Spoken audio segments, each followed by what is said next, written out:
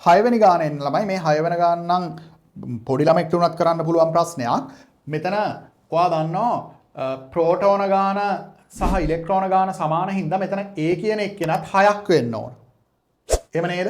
එහෙනම් මේ A කියන එක්කෙනා 6ක් වෙන්න ඕන. ඒත් එක්කම ඔයා දන්නවා අපි මෙතන D කියන එක්කෙනා ප්‍රෝටෝන ගාන දන නියුට්‍රෝන ගාන හින්දා මෙතන මෙයයි එකතු කරලා තමයි මෙයාව දාන්නේ. එහෙනම් මෙයා 13ක් වෙන්න ඕන.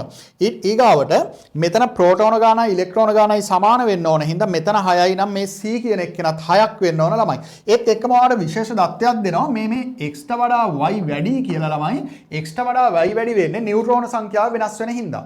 ඒ කියන්නේ නියුට්‍රෝන ගාන අනිවාර්යයෙන්ම මෙයාට වඩා මෙයා වැඩි වෙන්න ඕන. ඒ කියන්නේ මේ 7ට වඩා වැඩි අගයක් වෙන්න ඕන b. එහෙනම් නියුට්‍රෝන ගාන වැඩි කියලා කියන්නේ ළමයි මෙතන ස්කන්ධය මෙතන මෙයත් මේක 13 ආව නම් මේක 13ට වඩා වැඩි අගයක් වෙන්න ඕන. එhmenan E කියන්නේ 14ක් වෙන්න ඕන. ඊටමන්ම පහසුවෙන් මේක තර්ක කළා ඔයාලට උත්තරය ගන්න පුළුවන්. උත්තරය අංක 3 කියලා.